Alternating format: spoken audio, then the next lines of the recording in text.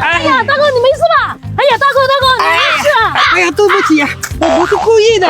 都不怪你，都怪我开车太快了。你有没有伤到哪里啊？我强壮的很，应该没什么事。怎么没事啊？要不我带你去医院检查一下吧？都说不用了，有事你就先回去吧，别耽搁你时间了。要不我给你点钱，你自己去医院看一下吧。哎，都说不用了，你当我什么人呢？你先回去吧。哦，你先等一下。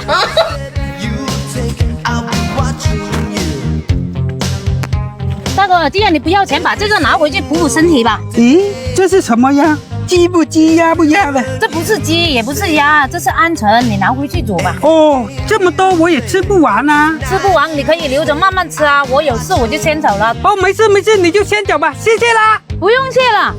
哎呀，现在还是好人多啊，要不然倾家荡产都不够赔。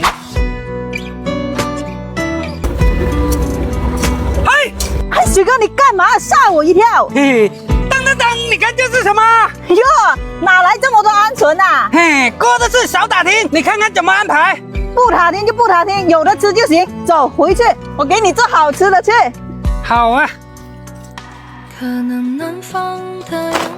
食盐、生粉，把它搓洗干净。时光被吹走，从此无影无踪。可能故事只剩下一个难忘的人，可能在左眼梦里燃烧的鹌鹑冷水下锅，加入姜葱、米酒去腥，盖上锅盖，大火给它烧出水。水开后，把鹌鹑捞出，把浮沫清洗干净。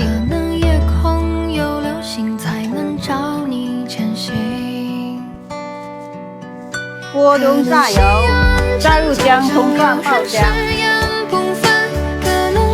火锅底料炒出红油，加入冷卤水，秘制酱料搞里头，鹌鹑下锅，加入大料，米酒增香，冰糖提鲜，盖上锅盖，大火煮开，小火卤上1小时。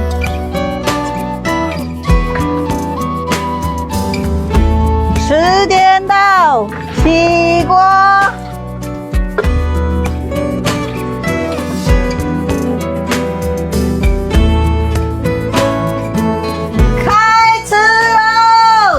来喽！